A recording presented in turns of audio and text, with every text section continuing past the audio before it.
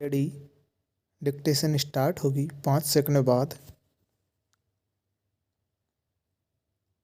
Start.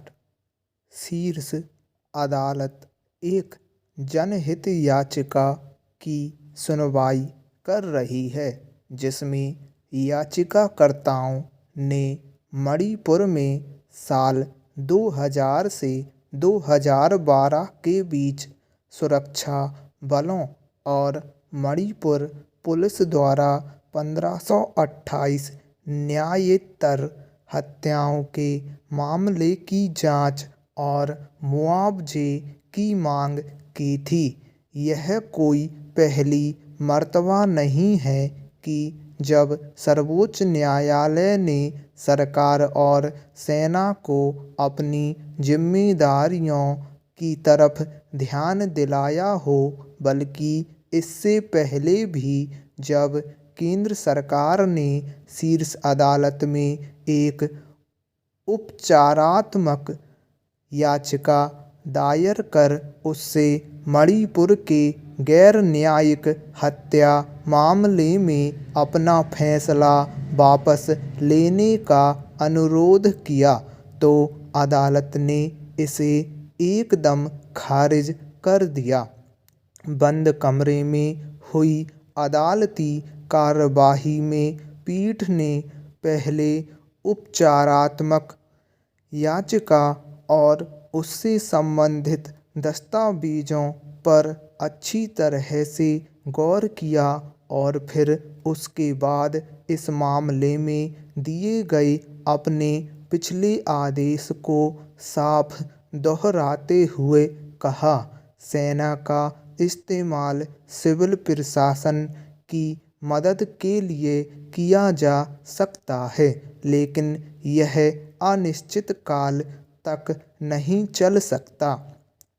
अगर हमारे सैन्य बलों को सिर्फ संदेह या आरोप के आधार पर अपने देश के नागरिकों को मारने के लिए तैनात किया गया है और भर्ती किया गया है, तो न सिर्फ कानून का राज बल्कि लोकतंत्र खतरे में है। जाहिर है कि अदालत इस मामले में पहले भी मानवाधिकारों और पीड़ितों को इंसाफ दिलवाने के हक में थी और आज भी है। सरकार और सेना के इतने दबाव के बाद भी उसके नज़रिए में कोई बदलाव नहीं आया है। Paragraph change. बीते 2 दशक में मणिपुर और जम्मू कश्मीर में ऐसी कई घटनाएं हुई हैं जिसमें बेगुनाह नौजवान और बच्चे बिना किसी कसूर के मारे गए। सुरक्षा के नाम पर फर्जी मुठभेड़ और मासूमों का भयानक उत्पीड़न हुआ।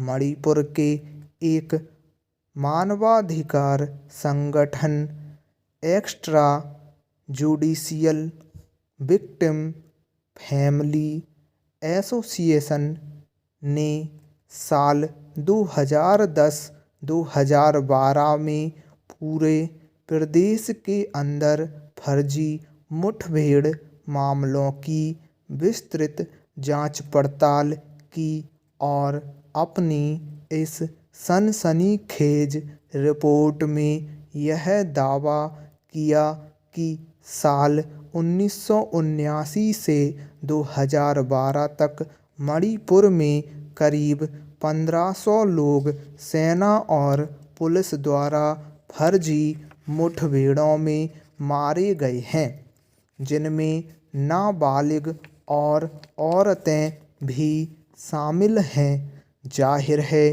कि इस रिपोर्ट के बाद पूरे देश में हंगामा मच गया। विपक्षी पार्टियों, मानवाधिकारों संगठनों और इंसाफ पसंदों ने तत्कालीन केंद्र सरकार से इस मामलों की जांच और दोषियों को सजा दिलवाने की मांग की। साल 2013 में खुद सुप्रीम कोर्ट ने मणिपुर फर्जी मुठभेड़ मामलों की जांच के लिए जस्टिस संतोष हेगड़े की अगुवाई में 3 जजों की एक समिति का गठन किया। हेगड़े आयोग ने उस वक्त कुल 1528 मामलों में 62 की जांच की। जांच के बाद आयोग का निष्कर्ष था कि 62 में से 15 मामले फर्जी मुठभेड़ के हैं।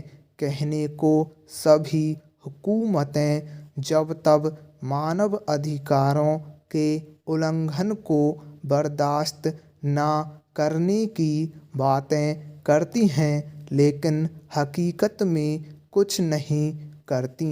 आम नागरिकों पर ज्यादती करने वाले हथियारबंद फोर्सेज पर शायद ही कभी कोई कार्रवाई हो पाती है। सशस्त्र बल विशेष अधिकार कानून के तहत सुरक्षा बलों को बिना वारंट के किसी भी घर की तलाशी लेने और गिरफ्तार करने से लेकर गोली चलाने तक के अधिकार हैं। यही नहीं, दोषी सुरक्षा कर्मियों के खिलाफ तब तक न्यायिक कार्यवाही नहीं शुरू की जा सकती जब तक केंद्र इसकी इजाज़त ना दे दे। स्टॉप।